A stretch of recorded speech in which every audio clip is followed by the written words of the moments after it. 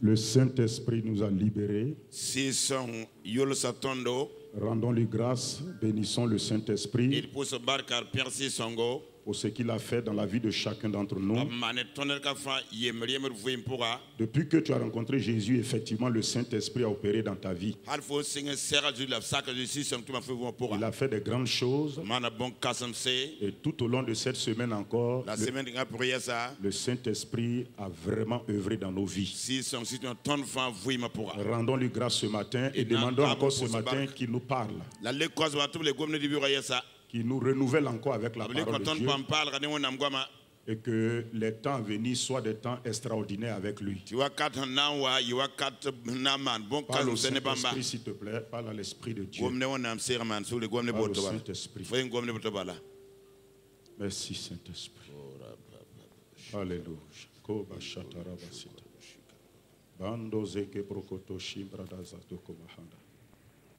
Lebro dozo makatayaba supregida handos gabo deki kakata mosunta lentu katakabarade soria nakatuba hada jida la babo shete malakadunda bresoti kabrado sonte ikabrakadu sapala kataya redi kashata mo sheteri ando shata brondis kala legu brasa katara masita kobranda basata. Alléluia. Ta présence me fait du bien, car ton esprit est là.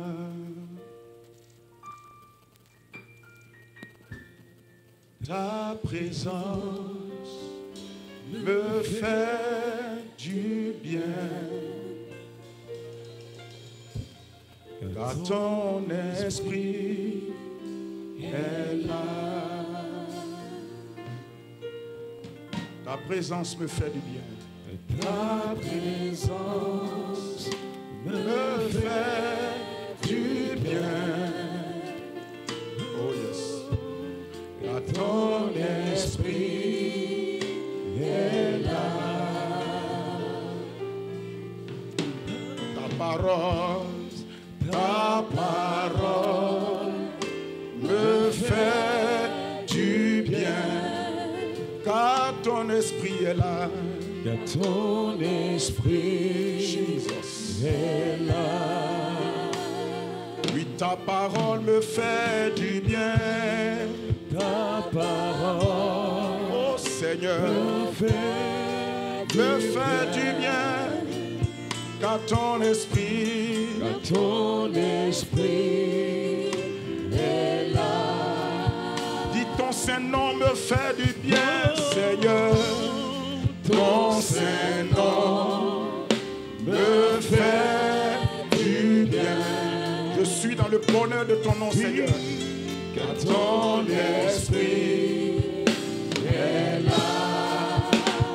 Ton Saint-Nom me fait du bien. Ton Saint-Nom, oh Seigneur, me fait du bien. Shimana mama mayanda la masse. Car ton esprit, oh Jésus, est là. Ton Saint-Nom me fait du bien. Ton Saint-Nom, oui, ton Saint-Nom me fait du bien. Jésus, Jésus, Jésus, ton esprit est là. Oui, ta victoire, Seigneur, ta victoire. Ta victoire me fait du bien. Car ton esprit est là. Ton esprit est là. Oh, alléluia. Ta victoire me fait du bien, Seigneur. Ta victoire m'appartient. Elle me fait du bien. Jésus, ton esprit est là. Disons ta présence me fait du bien. Ta présence, oh Seigneur, me fait du bien. Nous sommes dans le bonheur de sa présence ce matin. Ton esprit présence me fait du bien. Ta présence, Seigneur, je suis dans ton bonheur. ton esprit est là. Disons ta parole me fait du bien. Ta Ta parole me fait du bien. Jésus, alléluia. ton esprit. Oh, célébrons sa présence, sa parole. Ta parole me fait du bien. Jésus, Fait du bien. si elle te fait du bien, célèbre la parole. Car ton Célèbre sa présence. est là. De tout mon cœur, je dis ta présence me fait du bien. Ta présence Jesus, me fait du bien. alléluia. Ton esprit Oh, est là. Shima mama yanda la basele kete. Lima mama yanda lo bo sataya baba baba. Ta présence Rima mama ya me salaba di baba baba yanda. fait du bien. Oh Seigneur, merci de nous inonder ce matin. Ton esprit C'est ton esprit, c'est ta présence, c'est ta parole, c'est ton nom, c'est ta victoire, c'est ta gloire, c'est ton nom Seigneur. Jesus. me fait du bien. Car ton esprit est là. Car ton esprit est là.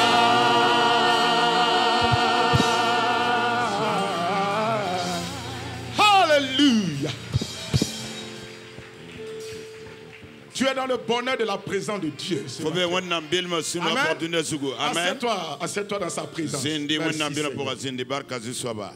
Oh, nous avons une merveilleuse semaine. Ton pa ma semaine sango. Une semaine enrichie Semaine wena mkonton nam par passé. la parole de Dieu. Wena mgom nam passé. Et ce matin encore, Rundi biro yesa. nous sommes au culte d'action de grâce. Ton be barak pour ce karum pourra. Le culte qui est le culte de fin de ce séminaire-là. Karong ning sia semaine kan baso karongo. Nous rendons grâce à Dieu pour tout ce que nous avons reçu Pour on embarque wena ton koton buninga fan. et nous bénissons le Seigneur La ton père de ziswaba. pour le Père spirituel Ton si pomba bo yinga. qui nous a nourris par le Saint-Esprit. Hantuno si songon diler tondo. Il n'a pas hésité à décharger en nous ce que Dieu a mis sur son cœur. Au pas sam to bouton pour un wena sining bam sura pourra. Et je sais que chacun a reçu sa portion. Ne kam fale rapoile.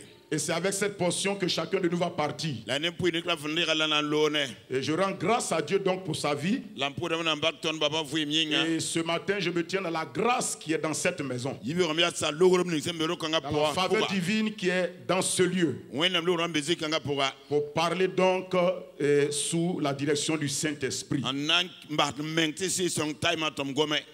Nous rendons grâce encore au Seigneur Ton les police au barkesa. pour ce qu'il nous a ouvert l'esprit. Ablebe yok ton yamam pass. Et nous avons reçu la parole. La ton si sa kamende La gomda. parole de Dieu est très importante. Wena mgumna taranyor kasanga. Sans elle, nous ne pouvons pas avancer. Hampani ton baton keng taure. Et ce matin, nous voulons rassembler tous ces éléments-là. Lui atat men tik ton on de semaine ton enfant. Que cela fasse encore un résumé dans nos cœurs. Taleben le yetien ton sien pourra. Afin que nous puissions progresser. Nete ton ton keng taw ne wena. Dieu aime répéter une fois ce qu'il dit. Wena non to da vuguli bam yetwa vugul zanga. Il aime répéter ça 2 fois et 3 fois. Abne ngon to bam to vuguli no liwa nolata. Dans la parole de Dieu, Dieu dit les mêmes choses de différentes manières à différentes occasions. Wena ngo won yeta bon yenga ne mu kate kala zule tabu fan tawre. Ce n'est pas parce que Dieu n'a plus rien à dire.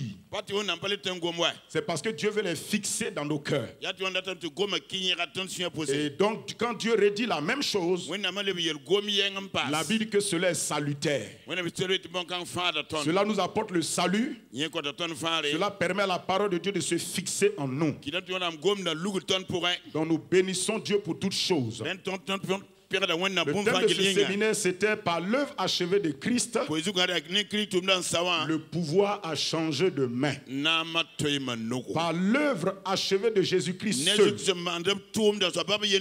le pouvoir a changé de main. Le pouvoir n'a pas changé de main comme ça. C'est par une œuvre accomplie que cela s'est fait. Et ce n'est pas n'importe quelle œuvre qui a fait que le pouvoir a changé de main. C'est par l'œuvre accomplie de Jésus-Christ. C'est pourquoi ce matin, je vais rester dans ce même esprit. Et le thème que nous allons prendre, c'est le pouvoir a changé de main. Fais de tes ennemis ton marchepied et manifeste le royaume de Dieu. Le pouvoir a changé de main. Et Dieu ne fait rien sans un but. Et si Dieu fait quelque chose ou dit quelque chose, Dieu a un but dans son cœur. La Bible dit dans Proverbe 16:4 que Dieu fait rien sans but. Donc avant que Dieu ne parle ou ne fasse quelque chose, il a toujours un but dans son cœur. La venue donc de Jésus-Christ était pour un but. Jésus n'est pas venu en balade sur la terre. Jésus n'est pas venu faire du tourisme sur la terre. Parce que lorsqu'il n'y a pas de but dans votre vie, vous faites de la balade. Lorsqu'un homme n'a pas d'objectif, il fait du tourisme. Jésus n'est pas venu sur la terre comme un aventurier. Il n'est pas venu se promener, venir voir qu'est-ce qui se passe sur la terre. Il est le Dieu qui sait tout et qui voit tout. Donc il savait déjà ce qui se passait sur la terre. Il est venu pour un but précis. Il est venu pour accomplir le but de la volonté de Dieu. Ce but-là était clair dans son cœur. Il a dit dans Jean chapitre 6 verset 38, je suis descendu du ciel pour faire non ma volonté, mais la volonté de celui qui m'a envoyé. Donc quand il venait, il savait pourquoi il venait. Personne ne pouvait faire changer à Jésus la direction. Personne ne pouvait modifier son objectif. Là où il n'y a pas de vision, il n'y a pas de direction. Mais Jésus est venu avec une direction précise, avec un but précis sur la terre. Il est venu parce qu'il a vu que Adam avait cédé le pouvoir que Dieu lui a donné. Adam avait perdu le pouvoir que Dieu lui a donné. Et Jésus est venu sur la terre dans le but de venir récupérer, de venir prendre, de venir ramener ce que Adam a perdu. Quand Jésus venait sur la terre, l'homme avait déjà perdu ce que Dieu lui a donné. Et c'est pourquoi quand Jésus est venu sur la terre, il va venir exceptionnellement pour restaurer le pouvoir dans les mains de l'homme. Parce que l'homme ne pouvait pas lui-même récupérer ce pouvoir. L'homme ne pouvait pas lui-même prendre ce pouvoir qu'il a perdu. Il fallait quelqu'un de supérieur à l'homme. Mais non seulement quelqu'un de supérieur à l'homme, mais quelqu'un qui est supérieur à celui qui détenait maintenant le pouvoir. Il ne fallait pas que Jésus soit seulement supérieur aux hommes, mais qu'il soit supérieur à celui qui avait maintenant le pouvoir. Parce que quand il venait sur la terre, les hommes ont perdu le pouvoir, mais le pouvoir était détenu par quelqu'un d'autre. Il fallait donc qu'il vienne et qu'il vienne arracher ce pouvoir. Alors c'est pourquoi, mon frère, ma soeur, quand Jésus-Christ est donc venu, lisons dans Genèse chapitre 1 verset 26 à 28. Genèse 1 26 à 28. Genèse chapitre 1 verset 26 à 28.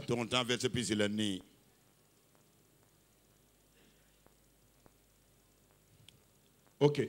Puis Dieu dit, faisons l'homme à notre image, selon notre ressemblance, et qu'il domine sur les poissons de la mer, sur les oiseaux du ciel, sur le bétail, sur toute la terre, et sur tous les reptiles qui rampent sur la terre. Verset 27, Dieu créa l'homme à son image, il le créa à l'image de Dieu, il créa l'homme et la femme. Verset 28, Dieu les bénit et Dieu leur dit, soyez féconds, multipliez, remplissez la terre et l'assujettissez, et dominez sur les poissons de la mer et sur les oiseaux du ciel et sur tout animal qui se meut sur la terre. Donc voici comment les choses ont commencé. Au commencement, c'est Dieu qui a créé l'homme. Dieu a créé les cieux et la terre. Il a fait le jardin d'Éden. Et quand il a créé l'homme, il a placé l'homme dans ce jardin. Dieu a donné sa parole à l'homme. Parce que Dieu commence sa relation avec les hommes toujours par sa parole. Il a donné une parole claire. Il a dit à Adam et à Ève, il dit, je vous ai donné la terre. Je vous ai fait à mon image, à ma ressemblance. Et Dieu leur a donné de dominer. La première chose qu'il a dit de faire, il dit dominer sur les oiseaux du ciel, les animaux qui rampent sur la terre, qui sont sur la terre, et les reptiles et tous les poissons de la mer. Ensuite on dit que Dieu les a bénis. Il les a bénis, il a dit soyez féconds, multipliez, remplissez, assujettissez et dominez. Donc la pensée de Dieu était très claire. Dieu a créé l'homme pour que l'homme domine, pour que l'homme reflète son règne et sa domination. Et tu ne peux pas dominer si on ne t'a pas donné un pouvoir. Tu ne peux pas donner si on t'a dominé si on ne t'a pas donné une autorité. Donc cela veut dire que l'homme a reçu un pouvoir, le pouvoir de dominer, de régner sur les oiseaux du ciel, de dominer sur les animaux, de dominer sur les choses qui sont dans la mer. Tout était très clair. Mais maintenant la parole de Dieu nous dit, dans le psaume 8, versets 4 à 10, là-bas on nous décrit l'homme, comment il a été fait de peu inférieur à Dieu, et que Dieu lui a remis la domination sur toutes choses. Et la Bible dit sur toutes les œuvres de ses mains. Donc Dieu a remis la domination à l'homme sur toutes les œuvres de ses mains. Tout ce que Dieu a créé, l'homme devait dominer là-dessus. Il a tout mis sous les pieds de l'homme.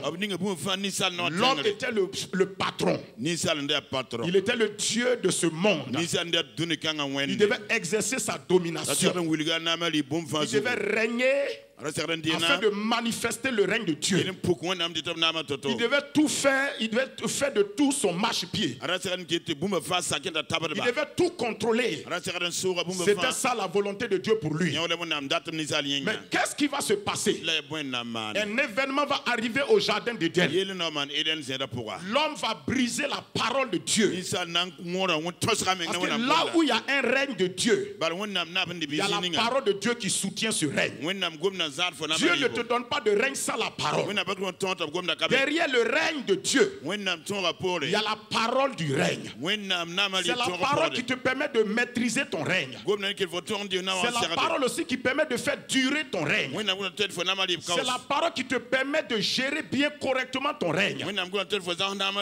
Toute chose a son mode d'emploi. Le règne que Dieu a donné à l'homme avait un mode d'emploi qui était la parole de Dieu. L'homme devait surveiller la parole. Si tu ne surveilles pas la parole de Dieu, ce que Dieu t'a donné, tu perds ça. La parole de Dieu permet de garder, mais elle permet de cultiver et d'entretenir ce que Dieu nous donne. La Bible dit dans Proverbe 13:13 que celui qui méprise la parole se perd. Celui qui méprise la parole est perdu. Il n'y a pas de salut sans la parole de Dieu.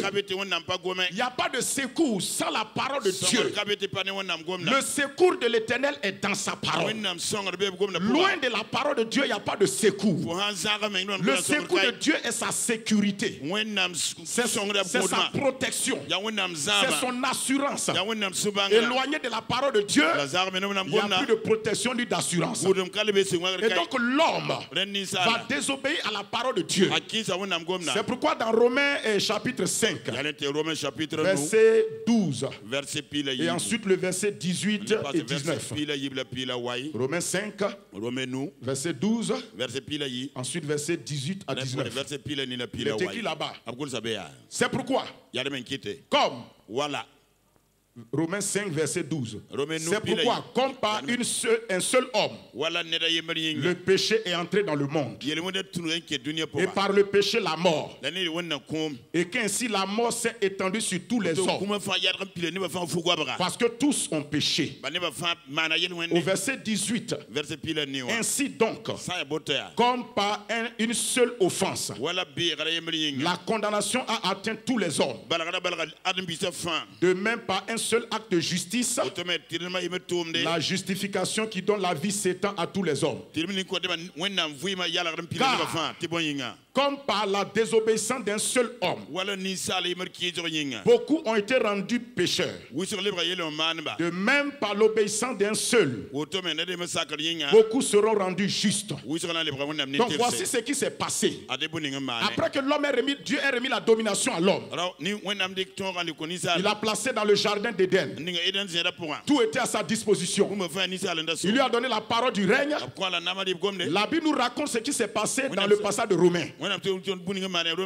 L'apôtre Paul dit qu'il y a eu une désobéissance. Il y a eu un acte d'offense. Il y a eu une trahison contre la parole de Dieu. Adam a trahi Dieu en brisant la parole, en désobéissant à Dieu. Vous savez, frères et sœurs, il y a deux actes importants qui ont influencé l'histoire de l'humanité. Il faut le retenir clairement. Il y a la désobéissance d'Adam et il y a l'obéissance de Jésus-Christ. C'est les deux actions qui ont influencé l'histoire spirituelle de l'humanité. Et là où l'histoire spirituelle est influencée, l'histoire physique aussi est influencée. Lorsque le spirituel est influencé, le naturel est influencé. Lorsque le surnaturel est modifié, le naturel aussi connaît des changements. Écoutez-moi très bien. La désobéissance d'Adam, c'est ce qui va marquer un tournant désagréable pour l'histoire de l'humanité. Mais l'obéissance de Jésus-Christ va marquer un tournant agréable. Voici les deux actions. Voici les deux événements. Ce sont par rapport à ces deux événements que nous devons situer notre relation avec Dieu. La désobéissance d'Adam et l'obéissance de Jésus-Christ. Premièrement, les hommes ont été affectés par la désobéissance d'Adam. L'apôtre Paul dit par la désobéissance d'un seul. Beaucoup ont été touchés. Mais il dit par l'obéissance d'un seul également. Si la désobéissance a affecté l'humanité, cela veut dire que l'obéissance de Jésus va affecter aussi l'humanité. Le premier Adam a désobéi et ça a touché l'humanité. C'est pourquoi pour changer l'histoire de l'humanité, Dieu envoie un autre Adam. Si Adam a affecté l'histoire de l'humanité négativement, il faut un autre Adam qui va affecter l'histoire de l'humanité mais positivement. Et c'est ce qui s'est passé. Quand Adam a désobéi, tous les hommes ont été rendus pécheurs. Pécheur veut dire quoi? Ça veut dire que la nature satanique est rentrée en nous. Et la mort s'est introduite. Là où la nature de Satan rentre, il y a la mort qui vient. Et la mort, c'est la séparation avec Dieu. Et quand tu es séparé de Dieu, tu n'es plus sous l'autorité de Dieu, tu es directement esclave d'une autre autorité. qui est le diable. Donc Satan, voyant que les hommes ont désobéi, séparés de Dieu, ils ont sa nature en eux. Il a commencé à les oppresser, commencé à les contrôler, commencé à les dominer. Parce qu'il y a des raisons qui ont poussé Jésus à venir. Il faut savoir quelle est la raison précise. Quelle est la raison qui a poussé Christ à venir. C'est la désobéissance d'Adam. Mais cette désobéissance-là a engendré des douleurs, des souffrances, des difficultés. Parce que le pouvoir est passé dans la main de quelqu'un d'autre. Le diable, le serpent ancien, le destructeur, le voleur, le tueur, l'égorgeur des vies, le destructeur des destinées. Et quand quelque chose tombe dans la main de Satan, ce n'est jamais glorifié, mais c'est humilié, c'est honni. Tout ce qui tombe dans la main de Satan n'est jamais élevé, ne connaît jamais la promotion. Satan ne donne pas la promotion à quelqu'un. Satan exploite les gens pour son propre bien. Alléluia. Alléluia. Alléluia. Alléluia. Et quand cela s'est fait, les hommes étaient oppressés par l'ennemi, sous la domination des ténèbres. Et l'image aussi qui nous permet de voir ça. Vous savez, quand Dieu a envoyé Moïse en Égypte, Dieu a dit à Moïse, j'ai vu la souffrance de mon peuple qui est où ça en Égypte. Il dit, mon peuple là est en Égypte. Mon peuple se trouve en Égypte. J'ai des gens qui m'appartiennent, qui sont en Égypte. L'Égypte est contrôlée par Pharaon, qui était le prince d'Égypte, le dieu d'Égypte en ce moment. Il dominait tout l'Égypte. Et qu'est-ce qu'il a fait? Lorsque Pharaon a réalisé qu'il détenait le pouvoir sur le peuple de Dieu en Égypte, il a commencé à les maltraiter. Il a commencé à les dominer. Écoutez mon frère et soeur, c'est pourquoi le pouvoir a changé de main. Tu dois prendre conscience que le pouvoir est maintenant dans ta main. Et tu dois commencer à l'utiliser convenablement, efficacement et sérieusement. Pharaon a réalisé que malgré le nombre du peuple, mais le pouvoir est dans sa main. Il a commencé à les oppresser. Et quand il les oppressait, Dieu dit, c'est Dieu même qui dit, Dieu est au ciel. Et il constate ce que Satan fait avec le pouvoir qu'il a volé à Adam. Il constate qu'avec ce pouvoir, le diable, Pharaon, était en train d'oppresser son peuple. Il dit, j'ai vu la souffrance de mon peuple qui est en Égypte. J'ai entendu ses cris. Je connais ses douleurs. Il y a 3 mots importants. Quand le diable a vu qu'il avait maintenant la domination sur le monde, il a commencé à dominer, à oppresser les gens. Et quand Satan sévit, il y a 3 choses importantes qui se manifestent. Il y a la souffrance, il y a des cris et il y a des douleurs. Il y a la souffrance, il y a les cris et il y a la douleur. Dieu dit, Moïse, j'ai vu la souffrance de mon peuple qui est en Égypte. J'ai entendu ses cris. Je connais ses douleurs. Et dit, pour cette raison, je vais réagir. Je vais faire quelque chose. Je ne vais pas laisser mon peuple souffrir. Je vais intervenir.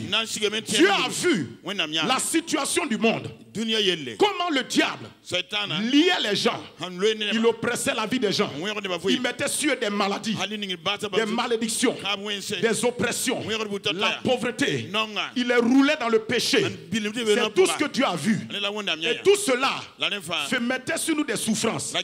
Tout cela provoquait des cris et des douleurs. Il n'y a pas quelqu'un entre nous ici qui n'a pas souffert dans les mains du diable. Il nous a tous maltraités parce qu'il en avait l'occasion. Il nous a tous maltraités. Et ce qui est une chose, c'est que derrière son pouvoir, il y a la méchanceté. Vous savez, quand vous avez un pouvoir, mais votre caractère n'est pas changé, vous exploitez le pouvoir pour faire du mal. Le caractère influence toujours le pouvoir que vous détenez. Souvent, les gens disent que l'argent est sale, l'argent n'est pas bon. L'argent n'est ni sale ni mauvais. L'argent n'est ni bon ni mauvais. L'argent est neutre. C'est celui qui détient l'argent là, qui manipule l'argent, qui fait ce qu'il veut faire avec. L'argent est comme ça. L'argent n'a pas d'odeur. L'argent n'est pas bon. L'argent n'est pas aussi mauvais. L'argent est neutre. C'est un pouvoir neutre. Mais ton caractère peut te pousser à utiliser ce pouvoir-là négativement. La même somme d'argent que quelqu'un peut prendre pour payer la nourriture, se nourrir, un autre peut prendre ça pour éliminer la destinée des gens. L'argent est comme ça. Le pouvoir est là. Mais comme Satan est mauvais, comme il est un tueur, un destructeur, il fait pousser des cris aux gens, des cris de souffrance, des cris de douleur. Mais Dieu ne va pas nous laisser tomber. C'est ça la bonne nouvelle. Dieu ne va pas nous laisser tomber. Il y a une bonne nouvelle qui va quitter le ciel et qui va venir. Il y a une bonne nouvelle qui va quitter le ciel et qui va venir se manifester. Dans Luc chapitre 2. Luc chapitre 2, verset 8 à 11. Alléluia. Alléluia. Luc chapitre 2, verset 8 à 11. Il y avait dans cette contrée des bergers qui passaient dans les champs les veilles de la nuit pour garder leurs troupeaux. Et voici, un ange du Seigneur leur apparut. Et la gloire du Seigneur resplendit autour d'eux. Il fut saisi d'une grande frayeur. Mais l'ange leur dit, ne craignez point, car je vous annonce une bonne nouvelle qui sera pour tout le peuple le sujet d'une grande joie. On va s'arrêter là d'abord avant de continuer, s'il te plaît. La Bible nous dit, il y avait des anges qui étaient dans les champs. Et ils passaient la nuit pour surveiller leurs troupeaux. Ils gardaient les troupeaux, c'était plutôt des bergers. Les bergers là suivaient leurs troupeaux la nuit. Parce qu'ils ne pouvaient pas abandonner leurs troupeaux et puis aller dormir en ville. Ils surveillaient leurs troupeaux. Mais cette nuit-là, ils ont l'habitude de passer la nuit dans les champs pour surveiller leurs troupeaux. Mais cette nuit-là, en plein milieu de la nuit, une bonne nouvelle quitte le ciel. Une nouvelle extraordinaire quitte le ciel. Un ange est mandaté particulièrement. Et Dieu dit à l'ange, ne va pas chez les rois, ne va pas chez les intellectuels, ne va pas chez les savants, va chez les bergers. Va chez les bergers, parce qu'ils ont le cœur de berger. Ils ont le cœur de serviteur. Ils n'ont pas le cœur du faire du mal. Ils n'ont pas le cœur de détruire. Ils veulent faire du bien. Ils veulent faire du bien. Va leur annoncer la nouvelle. Va leur dire que cette nuit-là, un événement s'est passé. L'histoire de l'humanité va être modifiée. Quelque chose va se passer. Et il dit, va leur dire, quand ils ont vu l'ange, ils avaient peur. C'est normal. Quand tu vois un ange, première réaction, tu as peur. Mais l'ange leur a dit, ne craignez pas. Pourquoi ne craignez pas? Parce qu'il y a une bonne nouvelle. Il y a une bonne nouvelle. Et cette bonne nouvelle, si vous l'entendez, séchez vos larmes. Ne pleurez plus. Ne gémissez plus. Arrêtez de crier. Arrêtez vos douleurs. Cessez de souffrir. Une bonne nouvelle est venue. Parce que lorsqu'il y a une bonne nouvelle, il y a deux choses qui se passent dans ta vie. La peur s'en va. La joie vient. Lorsqu'il y a une bonne nouvelle, la peur s'éloigne de toi. L'assurance est là. On n'entend pas une bonne nouvelle et puis on est fâché. Toute mauvaise nouvelle donne la peur. Mais la bonne nouvelle donne la joie, donne l'assurance. L'ange leur dit, réjouissez-vous. Il y a une bonne nouvelle qui est là maintenant. C'est pourquoi, frères et sœurs, si nous voulons que les gens croient en Jésus, il faut leur annoncer la bonne nouvelle, pas des mauvaises nouvelles. Allez leur dire que les sorciers veulent te tuer. C'est pas la bonne nouvelle. Allez leur dire que oui, dans ta famille là, il y a telle malédiction. C'est pas la bonne nouvelle. La bonne nouvelle, c'est que celui qui fait sortir de la malédiction est là. Celui qui guérit est là. Celui qui restaure est là. Celui qui change les destinées est là. Écoutez-moi. La foi vient de ce que tu entends. Si tu entends une mauvaise nouvelle, ta foi est une foi peureuse. Mais si tu entends la bonne nouvelle, ta foi est une foi d'assurance, une foi victorieuse, une foi triomphante. Écoute-moi mon frère, ma soeur. La bonne nouvelle est importante. Si tu entends la bonne nouvelle, ta foi est influencée. La Bible dit que la foi vient de ce qu'on entend. Cela me dit naturellement, si vous voulez modifier votre foi, changez la qualité de ce que vous entendez.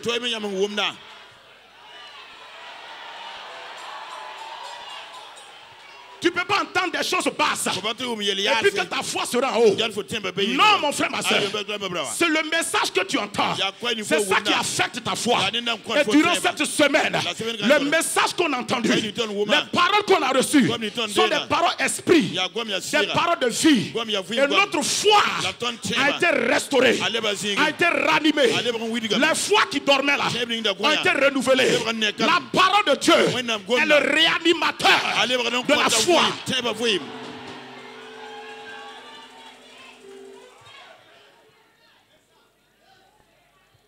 Même si on prie sur toi, ta foi ne changera pas. Si on prie sur toi, ta foi ne va pas changer. Si tu gênes, ta foi ne va pas changer. Chaque chose a son remède. Le remède pour guérir la foi, c'est la parole. La parole pure, la parole parfaite, la parole de révélation, la vraie nourriture. Ce n'est pas n'importe quoi. Il y a trop de messages aujourd'hui qui ne lèvent pas la foi du peuple.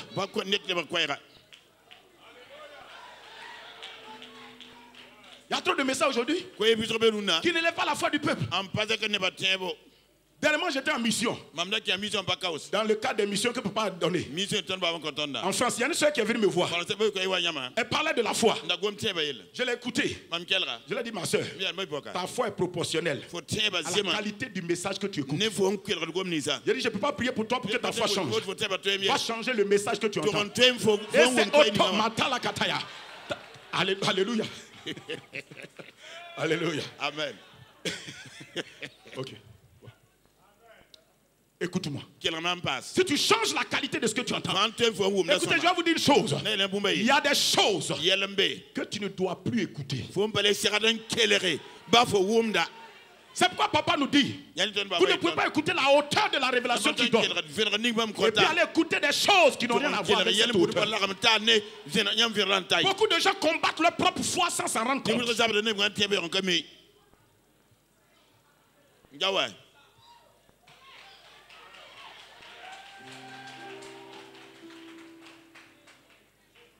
Chaque jour, ce que tu mets dans tes oreilles là, c'est ça qui élève ta foi ou qui abaisse ta foi. Ce n'est pas magique. Il n'y a pas de magie dans le christianisme. Il y a des principes à suivre. Il y a des principes à respecter. Il n'y a pas de magie. Le temps est venu, peuple de Dieu, où on nous a proposé qu'on peut tout faire par la prière de quelqu'un sur nous. C'est faux.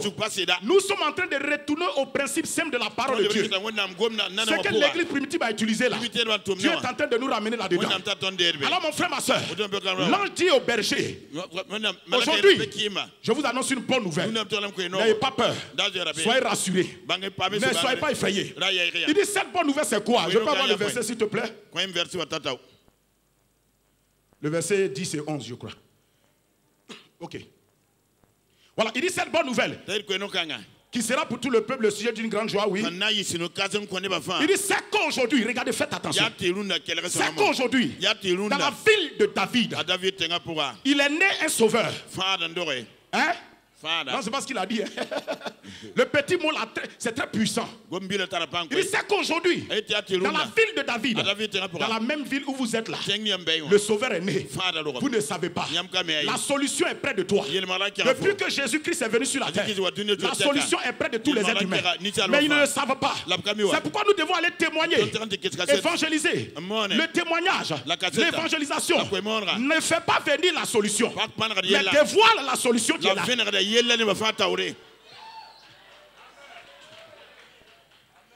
Dieu a déjà donné Jésus, il ne va plus donner Jésus. Le témoignage, l'évangélisation, c'est pour dévoiler aux gens la solution qui est à leur portée. La solution est là. C'est quoi la Bible que le peuple périt?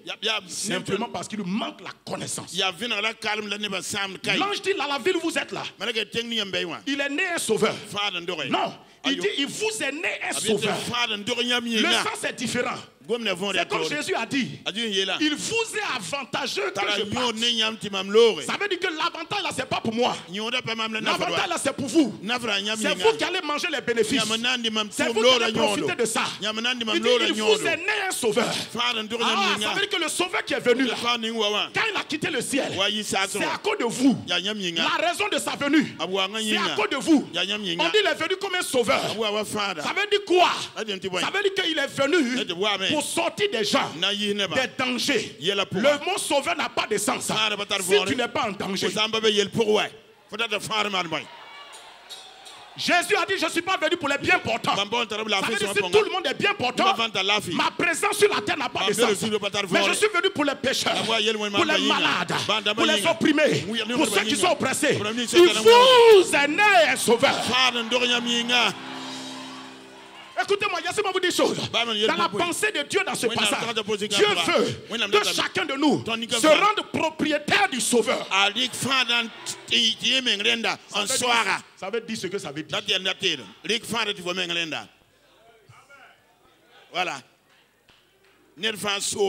Il vous est né un sauveur. Ça veut dire que c'est effectivement à cause des dangers qui te guettent là. C'est à cause des dangers dans lesquels tu es que le sauveur là est venu. C'est trop fort. C'est à cause de ça il est venu. Écoutez-moi. Faites travailler Jésus s'il vous plaît. Ça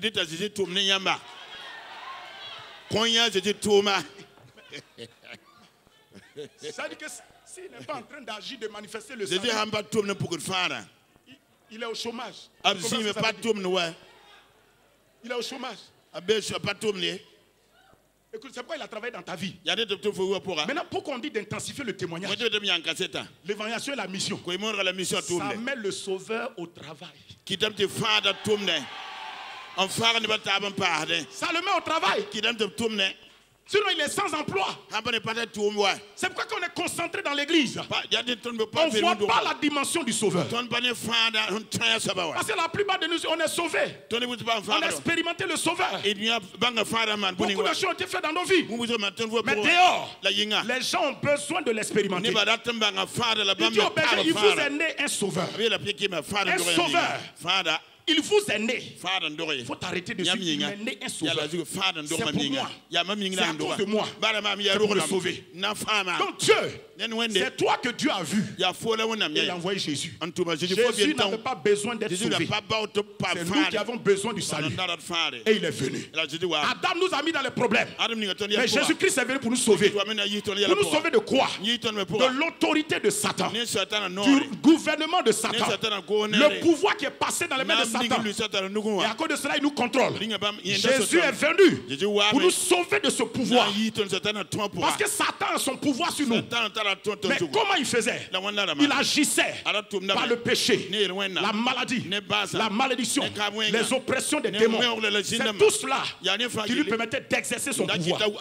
Jésus le Sauveur est venu pour ôter le pouvoir à Satan, pour le récupérer. Et pour que Jésus puisse le faire, il fallait qu'il passe par un plan que Papa Dieu a mis en place. Le plan de la rédemption, le plan du rachat, le plan du salut, qu'on appelle l'œuvre achevée de Christ. Et ce plan de rédemption là va commencer à la croix du Calvaire, ensuite dans l'ensevelissement, dans la résurrection, et quand Christ a été glorifié, le plan a été mis en marche. C'est pourquoi, frères et sœurs, écoute-moi. Quand Jésus donc va venir, il va mettre le plan en action. Il va commencer à agir. Il va commencer à se manifester. Et quand il allait à la croix, il a versé son sang. Il nous a rachetés. Écoutez, il nous a rachetés. L'œuvre de Christ là, c'était pour nous racheter, pour nous sortir premièrement du pouvoir de Satan, et ensuite faire de nous ce qu'il veut faire de nous. La rédemption a un pouvoir. Beaucoup de gens pas de rédemption, ils ne comprennent pas le secret de la rédemption. La rédemption veut dire la chose que pour laquelle tu t'en vas payer un prix. Pour avoir là, cette chose-là est déjà sous le contrôle de quelqu'un d'autre. Ça appartient à quelqu'un d'autre. La personne là est le patron de la chose. Si tu veux avoir ça, il faut payer un prix. Et Jésus va payer le prix avec son sang pour nous racheter. Et la rédemption veut dire, quand tu t'en vas racheter quelque chose, cette chose que tu rachètes là, tu la rachètes dans l'état dans lequel elle se trouve quand tu l'as trouvée. Ça dit que quoi, si tu t'en vas acheter quelque chose, si c'est bon, tu as payé. Si c'est pas bon aussi, tu as payé. Ça dit que si tu veux payer, c'est que tu connais l'état de la chose. Tu as regardé, tu as vérifié. Et tu as décidé de racheter. Maintenant, ça t'appartient. Troisième principe de la rédemption. Quand tu as racheté quelque chose, cela veut dire désormais, ce que tu veux faire de la chose là, ça ne regarde plus l'ancien propriétaire. Ça regarde le nouveau propriétaire. Écoute-moi très bien. Quand Jésus est venu nous racheter, nous étions des pécheurs. Il a versé son sang pour nous racheter. Il nous a pris tel que nous étions. C'est pourquoi le cantique l'a dit. Tel que je suis, sans rien à moi. Tel que je suis, Jésus m'a racheté. Il nous a racheté. Et quand il nous a racheté, maintenant il va faire de nous ce qu'il veut. Première chose, il pardonne nos péchés. Deuxième chose, il détruit la nature du péché qui nous faisait pécher. Troisième chose, il détruit les maladies, les malédictions, la pauvreté. Sixième chose, il va désarmer Satan, les dominations, les autorités et les livrer en spectacle. Ce n'est pas tout. Quand il a fini de faire tout ça, à la croix du calvaire, il nous a ensevelis avec lui. Il a enterré tout ce que Satan a investi en nous. Et quand troisième fois, à la résurrection, il est ressuscité. Il est sorti du tombeau. Mais cette fois-ci, il a pris sa propre vie. Et puis il a partagé ça avec nous. C'est lui qui décide de faire ce qu'il veut maintenant. Parce que ça lui appartient. Alléluia. Amen. Alléluia. Amen. Et Jésus-Christ, quand à la résurrection, il nous a donné la vie éternelle. Il a été glorifié avec nous. Il s'est assis sur le trône. Et là-bas, le pouvoir, l'autorité qu'il a eu de la part du Père, il nous a partagé ça. Il nous a légué cette autorité. Ce pouvoir-là. C'est à cause de cela nous disons, par l'œuvre achevée de Christ, le pouvoir a changé de main. Écoute-moi, c'est pourquoi tu appartiens à Jésus-Christ. Le pouvoir est dans ta main. Tu es dans ses mains maintenant. Parce qu'il t'a racheté. La rédemption est puissante. La rédemption est glorieuse. Je te pose la question.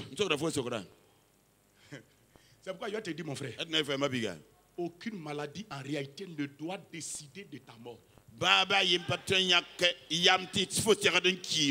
Je vais prendre un exemple naturel, tu vas comprendre. Tu t'en vas tout à l'heure à Toyota. Tu payes une nouvelle voiture Toyota. Tu sors de la maison Toyota avec ton véhicule et le reçu de paiement. Quand tu as garé devant les gens de Toyota, tu prends un marteau. Tu casses les vitres de la voiture. Tu pèses les pneus. Tu détruis le véhicule là sur place. Les gens de Toyota qui t'ont vendu la voiture, même s'ils ne sont pas contents, ils n'ont rien à dire. Tu comprends ce que ça veut dire? Okay. Je vais vous montrer jusqu'à quel point Satan n'a plus rien à dire. C'est nous maintenant qui avons à dire. Même si tu es fâché, même s'ils ne sont pas contents, ils vont dire on ne peut rien faire. Parce que tu as payé, tu as racheté, tu as enlevé ça de leur pouvoir, c'est passé de ton pouvoir dans ton pouvoir. Maintenant c'est toi qui gères, c'est toi qui exerces ça. C'est ce que Jésus a fait. Quand Jésus nous a racheté de Satan, des malédictions, des maladies, de la pauvreté, Satan n'a plus le droit de décider. En fait, si tu quittes la terre aujourd'hui, la maladie n'a pas le droit de décider. Si tu vas mourir aujourd'hui, tu ne meurs pas. Souvent les gens disent, c'est quoi, écoutez-moi. Souvent les gens, à la fin de l'année comme ça, les gens, les sorciers ont fait ça. Mais ça c'est trop bas, ça c'est pas l'évangile. Ça c'est pas l'évangile ça. Mais les sorciers n'ont pas le droit de décider si la fin d'année là tu meurs ou tu meurs pas. Ce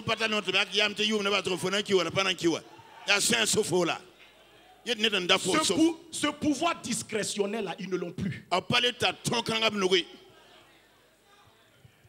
Si vous comprenez ça, ça veut dire que Satan, c'est pourquoi on va voir.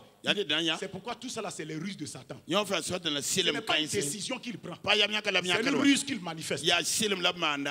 Parce qu'il ne peut plus décider. Satan n'a plus le droit de décréter un décret. Il n'a plus le droit de prendre une décision te concernant. Parce que c'est celui qui détient les clés, le pouvoir dans ses mains, qui décrète, qui prend les décisions. Jésus est là et toi aussi tu l'as.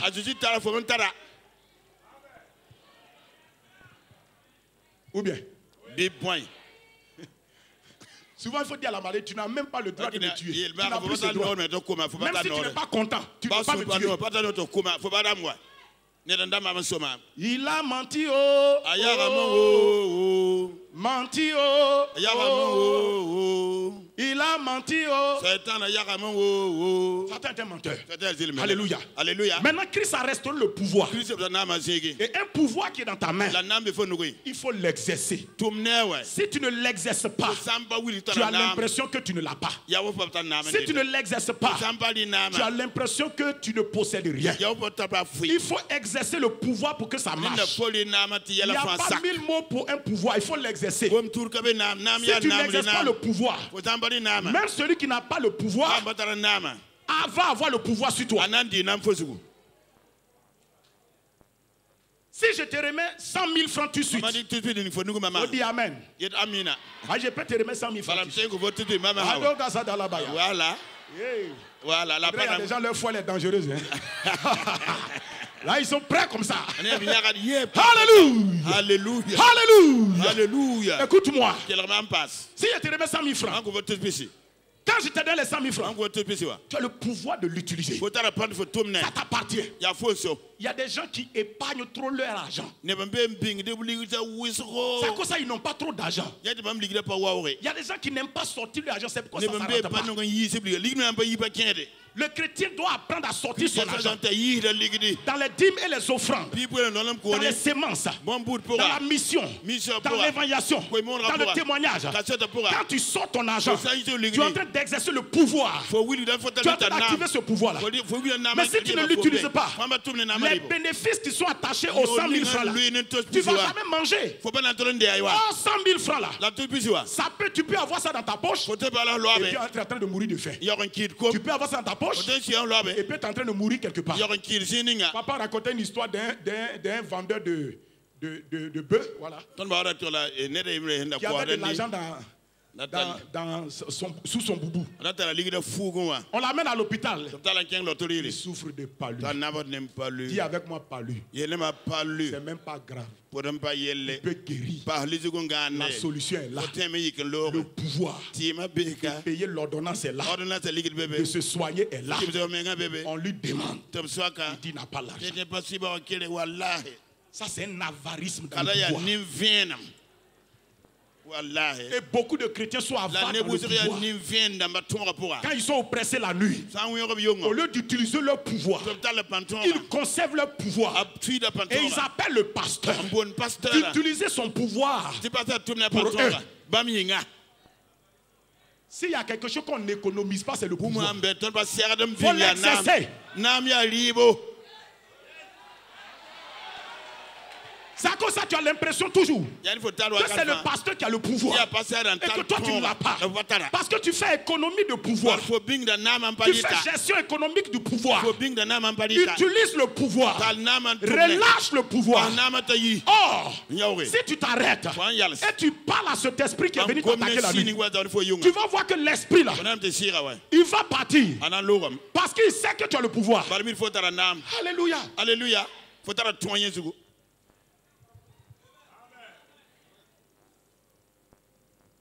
Gloire à Dieu. Mais nous sommes tous en train d'être éclairés afin que chaque chrétien prenne sa responsabilité pour exercer le pouvoir. Donc le pouvoir doit être exercé. Et pour exercer le pouvoir, lisons Matthieu 28. Matthieu 28. D'abord dans Jean 20, verset 21, Jésus dit, comme le Père m'a envoyé, moi aussi je vous envoie. Jésus a été envoyé par le Père et Jésus dit qu'il nous envoie. Pourquoi? Il nous envoie pourquoi? Pour qu'on aille exercer le pouvoir qu'il nous a donné. Pour qu'on aille pratiquer ce pouvoir. Mais on ne pratique pas le pouvoir là où tout le monde a le pouvoir. C'est pourquoi dans l'église, pratiquer le pouvoir ne marche pas trop. Chaque pouvoir a son terrain d'exercice. Et c'est dans l'intensification du témoignage, de l'évangélisation de la mission, que le pouvoir s'exerce. Écoutez-moi, quand tout le monde a le pouvoir, personne ne veut obéir au pouvoir de quelqu'un. Mais va là où les gens n'ont pas le pouvoir. Ils vont apprécier ton pouvoir. Tu peux pas, écoutez-moi, la lumière ne peut pas éclairer la lumière. La lumière n'éclaire pas la lumière. Mais la lumière s'accorde avec la lumière. Elle n'éclaire pas la lumière. Quand deux lumières se rencontrent, on ne parle pas de pouvoir, on parle de communion. Il dit, puisque papa est dans la lumière, et nous aussi nous sommes dans la lumière, nous sommes en communion les uns avec les autres.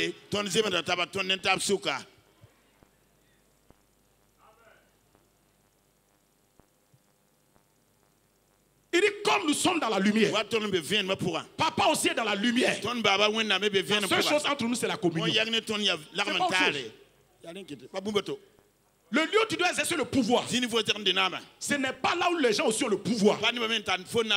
C'est là où les gens ont besoin du pouvoir. Et quand tu vas l'exercer, tu vas voir que la grâce de Dieu va se manifester. Donc le pouvoir doit être exercé, mais sur la base des instructions du Seigneur. Tu peux pas exercer le pouvoir n'importe comment. Il y a son mode d'emploi.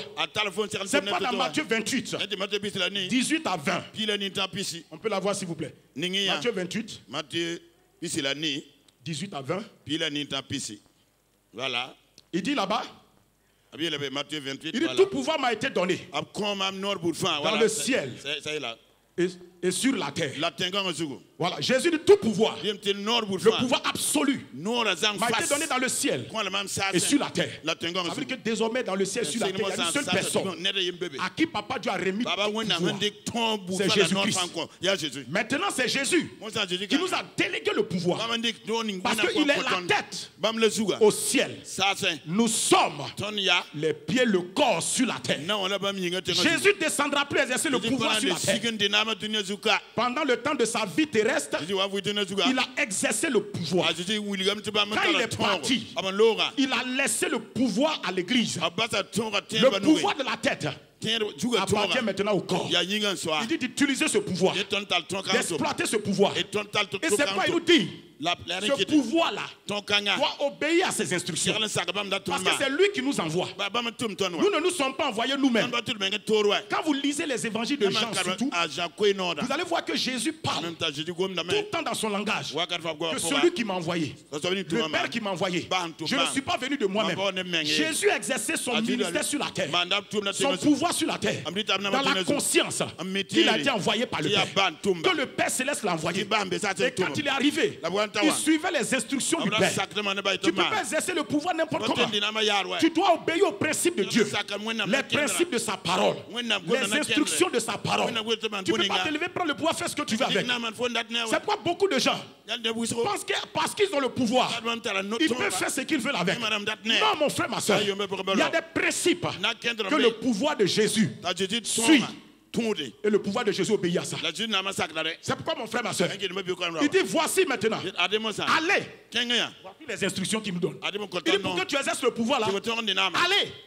Faut partir. Si on n'obéit pas, on ne va pas, on ne peut pas exercer le pouvoir. Il dit allez. Et quand vous allez partir, deuxième principe, faites de toutes les nations les disciples. Pourquoi il dit ça? Parce que les nations qu'on s'en va rencontrer sont déjà les disciples de quelqu'un d'autre. Ils ont leur manière de parler. Comme ils sont disciples de quelqu'un d'autre. Ils sont disciples du diable. Et disciples aussi du monde. Donc ils parlent comme le monde.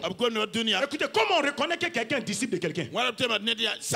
Par sa manière de penser, sa manière de parler, sa manière d'agir. Parce qu'un disciple normal copie toujours la pensée de son maître. Il copie toujours la parole de son maître. Il copie toujours les actions de son maître. Il y a des gens qui ont honte de copier les paroles de leur maître, les actions de leur maître, les pensées de leur maître. Un disciple, c'est quelqu'un qui a reconnu quelqu'un. Il sait que la personne possède quelque chose et que la personne peut l'aider. La personne peut élever sa destinée. Il voit que la personne a réussi dans son domaine. Et il dit, si je suis la personne là, elle va faire de moi un expert comme elle-même elle est experte. C'est pourquoi, en réalité, ce n'est pas le maître qui choisit le disciple. C'est le disciple qui choisit qui sera son maître. Parce que quelqu'un qui n'a rien vu en toi ne peut pas te prendre comme son maître. C'est pourquoi arrêtons d'appeler les gens papa, maman, maman. Tu appelles quelqu'un papa là. Tu le connais où? Tu l'as vu où ça? Il est expert. Est-ce que ce qu'il a là, ça peut t'influencer? Ça peut t'affecter. Il faut suivre quelqu'un parce que Dieu te dit de le suivre. Tu l'observes, tu regardes, et puis tu le suis. Tu décides qu'il soit ton maître. Jésus dit, le disciple n'est pas supérieur au maître. Mais tout disciple qui rentre dans son accomplissement sera semblable au maître. Écoute-moi frère et soeur, ce n'est pas un homme qui choisit qui sera son enfant spirituel. C'est l'enfant spirituel qui décide qui sera son père spirituel. Parce qu'il a vu quelque chose en toi. C'est ça mon frère, ma soeur. L'an 2000, janvier 2000. Je priais un matin à Boaké. Je devais rentrer dans le ministère. Et pendant que je priais, j'avais déjà entendu parler du papa. Il faisait les réunions du full gospel déjà. Et il venait plusieurs fois là-bas. Et quand je devais rentrer dans le ministère, je l'ai écouté plusieurs fois. Je suis allé à ces réunions. Quand je vais commencer le ministère, c'était la période où il y a une mouvance de jeunes qui se sont levés dans le ministère au pays. On voyait certains avancer, mais certains aussi ils tournaient en rond. Et ce matin-là, je priais. Dans mon culte matinal, le Saint-Esprit m'a parlé. Il dit que j'ai dit que les jeunes gens auront des visions. Il dit tu es jeune, tu vas commencer le ministère. Mais il y a deux choses importantes. Il faut que tu aies ça. Sinon tu vas avoir des problèmes. Il dit il te faut un père. Deuxième chose, il te faut une vision dans laquelle tu vas opérer. Parce que quelqu'un qui est appelé, qui n'a pas de père, qui n'a pas de mentor, qui n'a pas de vision, qui ne sait pas où partir, tu vas tourner en rond. Et clairement, le Saint-Esprit m'a dit, il dit le pasteur Karambiri, en ce moment on l'appelait pasteur. Il dit le pasteur Karambiri, c'est lui qui est ton père. Je te le donne comme père. Il dit deuxièmement, je lui ai donné une vision. Épouse la vision. Dieu m'a pas dit de venir travailler dans la vision. Il m'a dit d'épouser la vision, de faire un mariage avec la vision. C'est de ça qu'il s'agit, de me marier à la vision. Et si tu te maries à la vision, tu te maries au leader de la vision. Tu épouses les paroles du leader et tu les bois et tu marches avec. Et je suis venu ici à Ouaga. Et j'ai parlé à papa. J'ai fait un courrier en son temps. Puis je lui ai donné. Et il m'a reçu. On a parlé. Depuis là, c'est installé en moi. J'ai entendu la voix de Dieu m'a parlé. Si quelqu'un veut contredire ça, ce n'est pas un homme. C'est la voix de Dieu qui doit revenir me parler. Amen. Amen. Et jusqu'à présent, et je sais que Dieu ne reviendra pas contredire. Dieu n'est pas comme ça. Et puis demain il est comme si. Il est comme ça. Et puis demain il est comme si. L'inconstance ne se trouve pas en Dieu.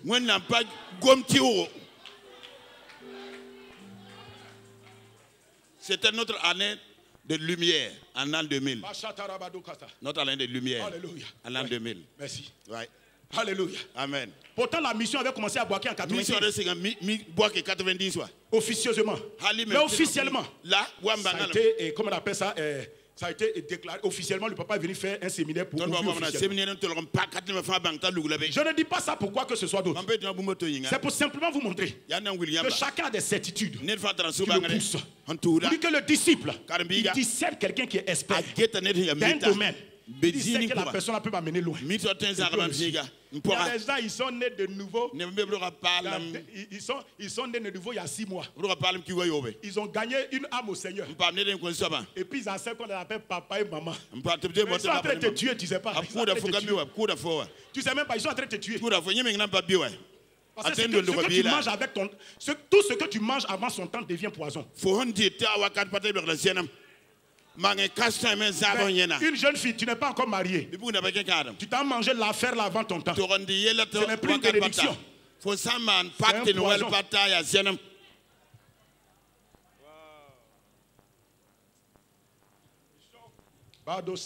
Voilà. C'est ça, non? Ah, il dit que tu fêtes Pâques avant que Noël n'arrive. Ah, c'est le problème. Frédéric. Acclamez Dieu pour l'interprète. Alléluia. Il fait des nations des disciples. Et comment on fait quelqu'un disciple?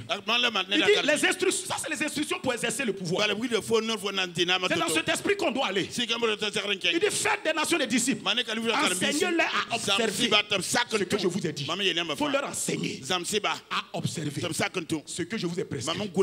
Jésus n'a pas dit d'enseigner ce qu'il a prescrit. Il a dit d'enseigner les gens à observer ce qu'il a prescrit. Très souvent, nos enseignements là, on prêche ce que Jésus a prescrit. On n'enseigne pas comment pratiquer. C'est ce qui fait que les gens reçoivent la parole, mais maintenant ils ne savent plus comment se débrouiller avec.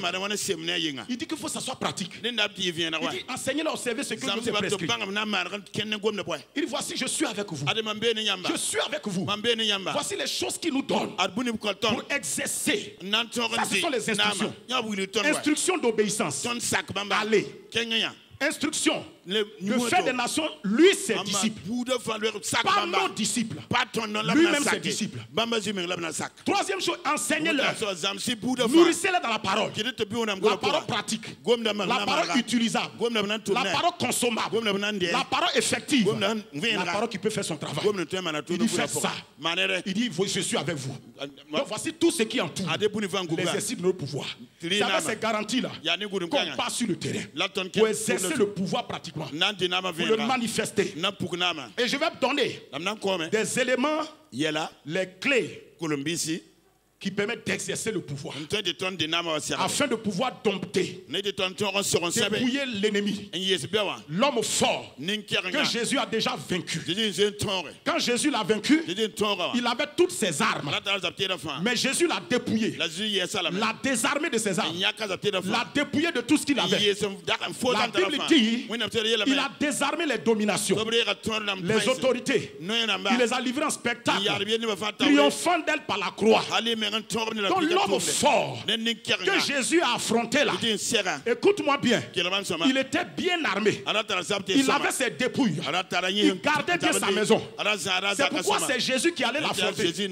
Quand Jésus, l'homme plus fort, est arrivé sur le terrain, ça c'est dans Luc 11 verset 21, 22, 23, vous pouvez lire ça après. Quand Jésus l'a affronté sur le terrain, Jésus l'a désarmé, il lui a enlevé toutes ses armes, il a dépouillé et il a pillé les biens qui étaient dans la maison. Maintenant nous aussi, nous affrontons Satan comme un homme fort, mais on l'affronte plus comme un homme fort armé. Il n'a plus d'armes, mais nous l'affrontons comme un homme fort rusé.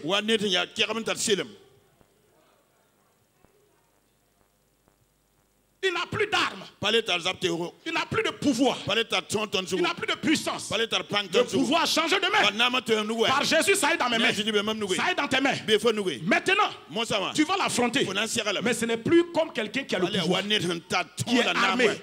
C'est quelqu'un qui est rusé. Et papa nous a dit, Satan quand il était armé, on dit il est puissant, il est fort. Mais quand il n'a plus d'armes, il est rusé. La ruse n'est pas liée au pouvoir de Satan. C'est lié à son caractère de menteur, de voleur, de serpent ancien, de trompeur. C'est pourquoi dans Apocalypse 12, il dit malheur à la terre. Celui qui est descendu là, il a été vaincu. Mais c'est le serpent ancien, le grand dragon, le trompeur, le calomniateur, l'accusateur des frères. Donc désormais Satan vient vers toi en utilisant son caractère de ruse pour te manipuler. Comme il est menteur, quand il vient, il va commencer à te dire ce qui n'est pas en accord avec la parole de Dieu. Si tu acceptes son mensonge, tu seras séduit. Tu seras trompé. Tu seras séduit. Tu seras trompé. Si tu acceptes son mensonge, tu vas avoir des problèmes. Donc le diable vient vers les gens avec ses ruses, avec la tromperie, la séduction. Mais écoutez, c'est la même chose. Quand il est allé rencontrer Adam et Ève dans le jardin d'Éden, on se souvient, non? Il n'est pas venu avec son pouvoir, puisqu'il n'en avait même pas su. C'est pourquoi il est parti d'abord par la ruse, par la séduction. Il a trompé Ève. Elle a mangé le fruit. On va laisser les frères sortir et puis vous, asseyez-vous s'il vous plaît. Alors, toute chose à la période. Il allait agresser Adam et Ève. C'est pas la séduction.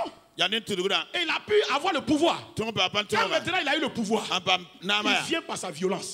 Il impose son règne parce qu'il a le pouvoir. Jésus revient encore.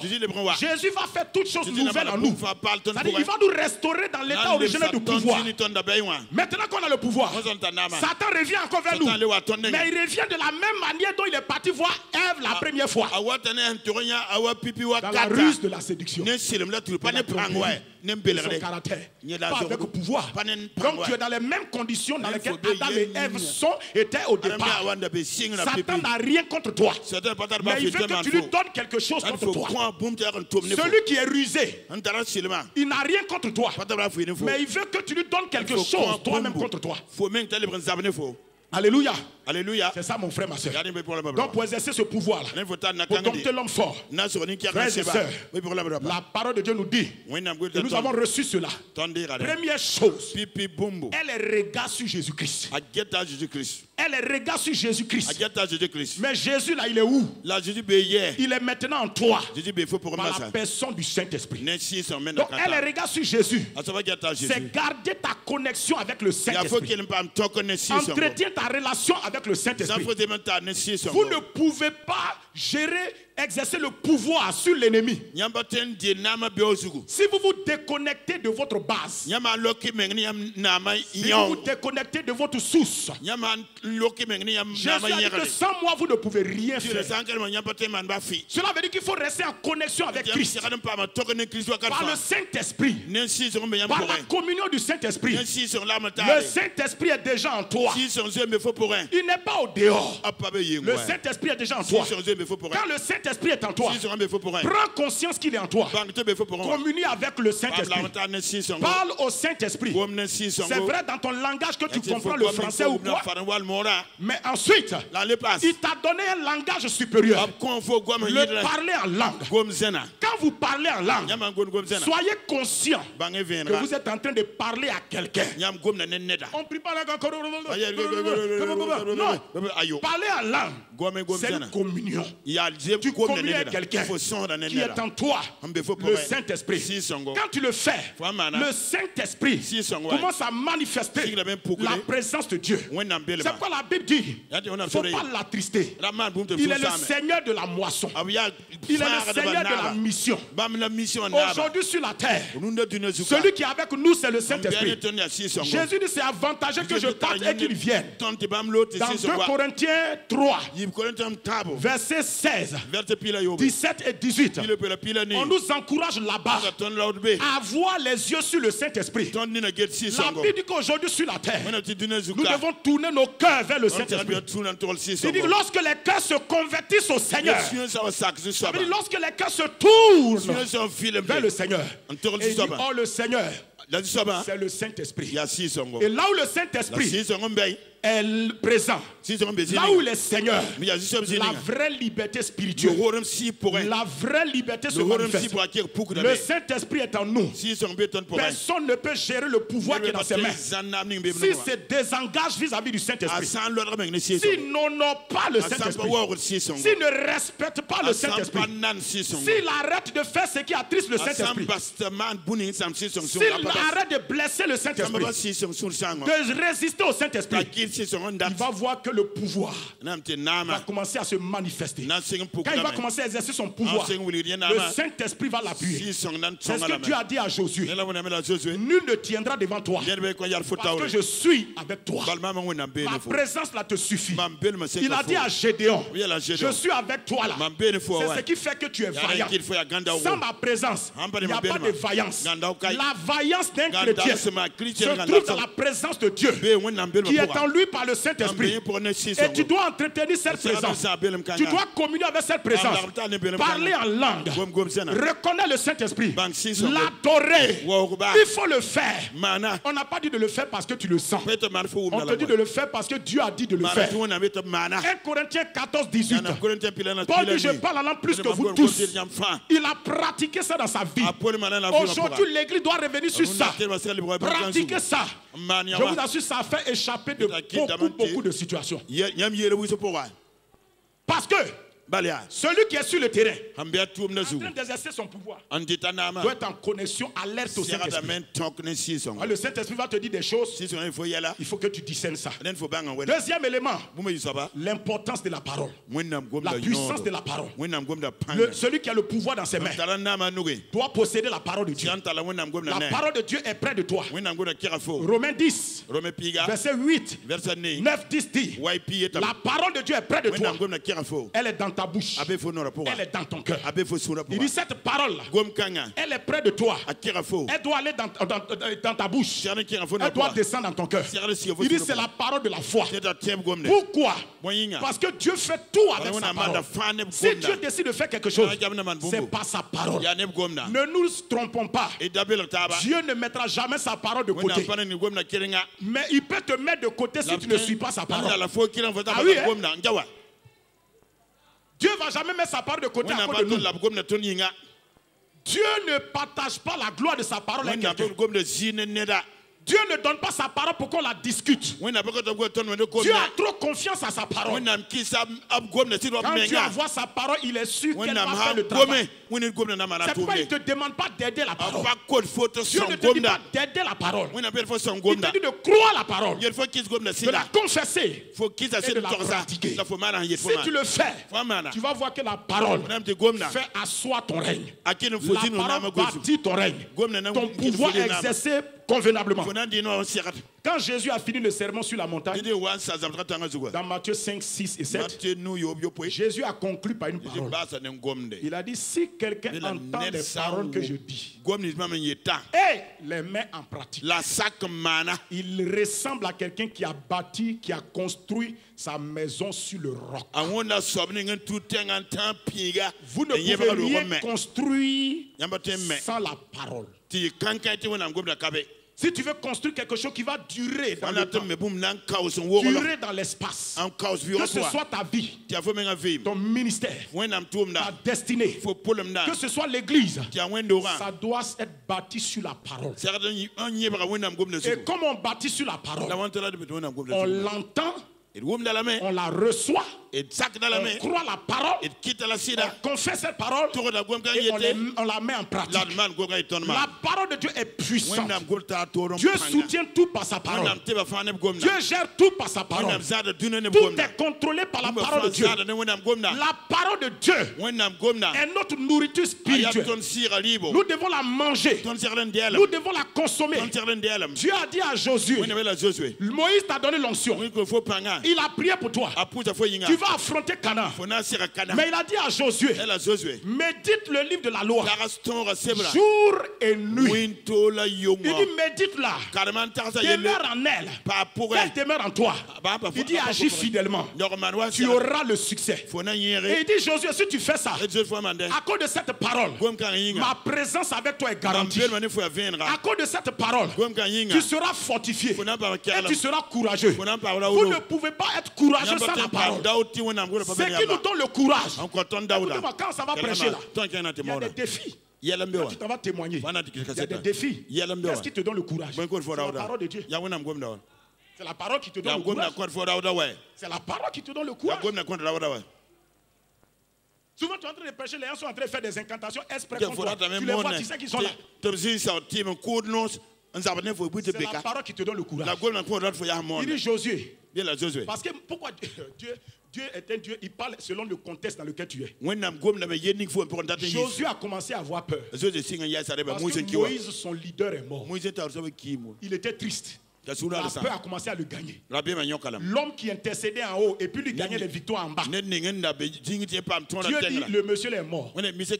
C'est fini. Il dit lève-toi. Dieu va commencer à lui donner ses paroles pour l'encourager. Pour détruire en lui la peur. Pour détruire en lui la frayeur, le manque de courage. Et quand Jésus a commencé à faire ça, lisez la suite. Sur le terrain de la conquête, Jésus a été courageux. Il a été fortifié. Il n'a jamais eu peur de quoi que ce soit. Parce qu'un leader qui n'est pas pétri dans la parole ne peut pas être assuré dans son leadership. Parce que souvent les gens vont s'opposer à toi. Les gens vont vouloir te contredire dans ce que tu dis. Mais c'est la parole qui est en toi qui te donne la certitude que oui, tu vas aller de l'avant. Et j'ai lu une histoire, un homme de Dieu a dit aucun leader, personne ne vous suivra si vous êtes leader. Et les gens qui vous suivent ne seront pas aussi prêts à mettre leur vie dans votre main s'ils ne voient pas votre assurance. On ne met pas sa vie dans les mains de quelqu'un qui lui-même n'a pas d'assurance. Mais quand tu es rempli d'assurance, les gens, même s'ils n'ont pas la foi, ils vont compter sur ta foi.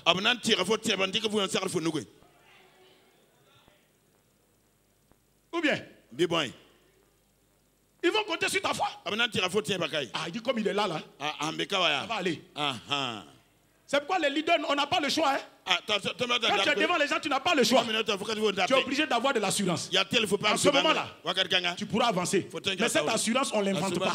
Ça vient de la parole. Quand tu es dans la parole, l'assurance est manifestée en toi. C'est ça qui va te donner d'affronter le diable. De le dominer. Quand il vient vers toi, tu dis il est écrit. Il vient vers contre toi, tu dis il est écrit. Il insiste, tu insistes. C'est ce que Jésus notre Seigneur a fait. Alléluia. Troisième chose, le nom de Jésus-Christ nous a été donné. Nous devons utiliser le nom Jésus. Papa Dieu nous a donné le nom Jésus. Le nom que Papa Dieu nous a donné. La Bible que le Père a élevé ce nom d'abord au-dessus de tous les noms. Et il a envoyé ce nom-là sur la terre par le Saint-Esprit. Écoutez, le nom que nous utilisons. C'est vrai dans la Bible qu'on lit, on voit Jésus de Nazareth. Mais ce n'est pas le nom Jésus de Nazareth que Dieu nous a donné. C'est plus que ça. Jésus de Nazareth, il est né comme un simple homme. Il a vécu sa vie comme un simple homme. Il est mort à la croix. Il est enseveli, ressuscité, glorifié. Et Pierre dit, dans Acte 2, le jour de la Pentecôte, il dit ce Jésus-là, que vous avez crucifié, Dieu l'a fait Seigneur et Christ. Écoutez-moi, il y a trois dimensions dans le nom Jésus. Il y a la dimension sauveur dans ce nom. Il y a la dimension Seigneur dans ce nom. Il y a la dimension Christ dans ce nom. Ça, c'est nom-là que le Saint-Esprit nous a envoyé sur la terre. Quand le nom a été glorifié, le Saint-Esprit l'a ramené sur la terre comme héritage de l'Église. Il a reçu le nom au-dessus de tous les noms. C'est ce nom-là que Papa Dieu a ramené et il nous a donné. Le nom qu'on a reçu, ce n'est pas Jésus de Nazareth. C'est Jésus Seigneur et Christ. J'espère que tu comprends ce que je veux dire. Ce nom-là a été chargé de seigneurie, investi de l'onction, investi du salut. C'est pourquoi Pierre prêche pour dire qu'il n'y a aucun autre nom dans le ciel, sur la terre, sous la terre, qui a été donné parmi les hommes, par lequel nous devons être sauvés. Écoute-moi mon frère, ma soeur. Le nom de Jésus-Christ est puissant et vivant. C'est le nom glorieux. Par ce nom-là, tout genou fléchit. Et le papa nous a dit, tu n'as pas besoin de foi pour utiliser ton propre nom. Le nom de Jésus est mon nom, c'est ton nom. On n'a pas besoin de foi. Il faut le courage. C'est pourquoi l'apôtre Paul dit, à la mention de ce nom, Paul a parlé beaucoup de la foi. Mais pourquoi quand il arrive sur le nom de Jésus, il ne dit pas à la foi dans ce nom. Il parle de la mention. La mention est suffisante. La mention est suffisante. C'est pourquoi il faut du courage. Quand il y a une situation devant toi, il y a le courage de mentionner le nom. Et le nom va travailler. Dimanche est passé, je crois que je suis passé. Quand je suis venu au culte pour prêcher, le Seigneur m'a dit proclame le nom Jésus. Et puis on a commencé à proclamer. C'est-à-dire on a commencé à dire Jésus, Jésus. On a entonné un cantique qui parle du nom de Jésus. On a commencé à le chanter. Aussitôt, et j'ai dit que quand on mentionne le nom, le pouvoir s'exerce en même temps. Et on a commencé à mentionner le nom. Jésus, Jésus, Jésus, Jésus. On a commencé à chanter ce cantique. La puissance de Dieu a commencé à agir. Et il y a deux ou trois petites filles qui étaient là. Elles sont tombées. Commencé à manifester. C'était la sorcellerie. C'était la sorcellerie. Elles étaient là assises quelque part dans un cercle là. Mais le nom de Jésus a nyagani ça.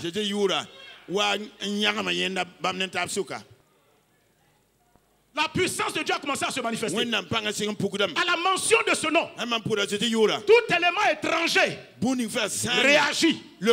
Si tu mentionnes le nom Jésus, il y a toujours une réaction.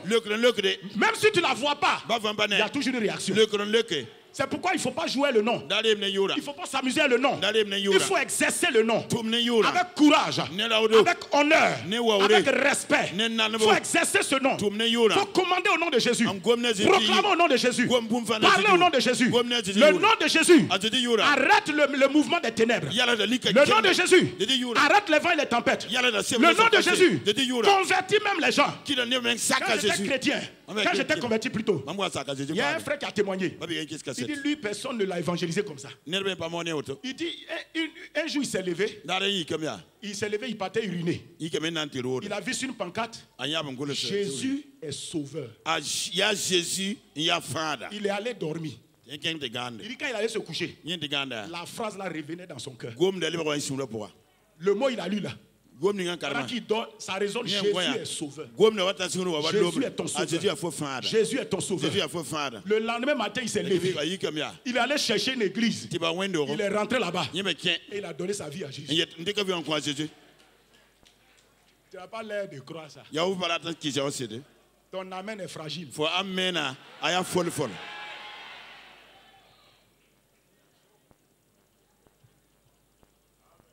Actuellement, c'est moi qui transpire. Mais le nom Jésus ne transpire pas.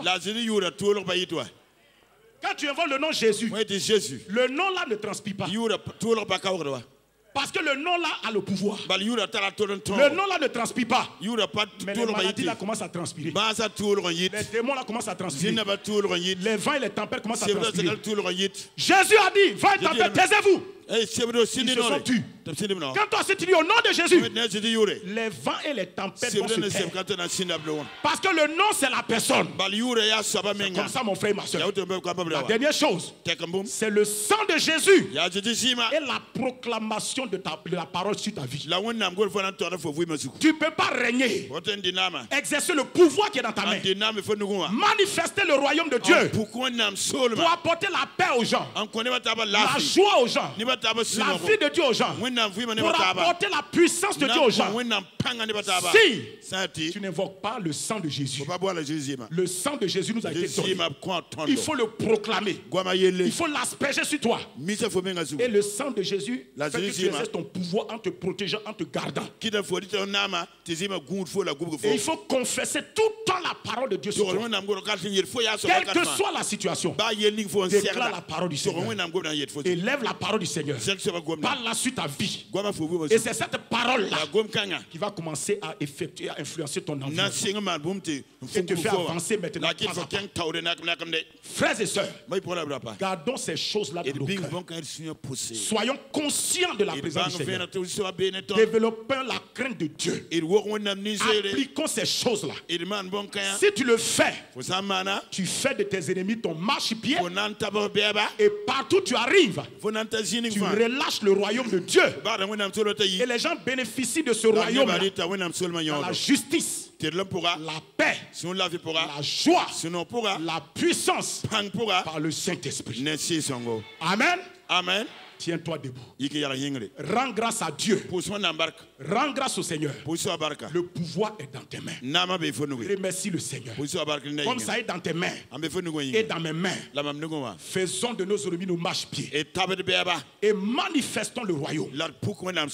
Dans le terrain du témoignage, de l'évangélisation et de la mission. Lève ta voix, parle au Seigneur.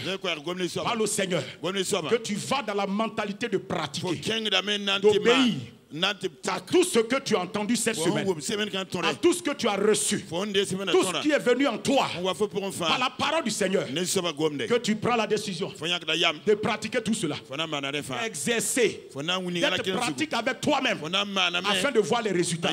Si tu mets en pratique, tu vas constater les résultats.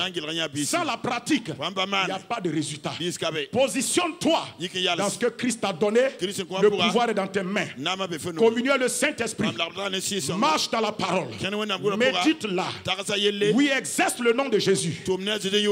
Invoque le sang de Christ. Proclame la parole de la foi sur toi.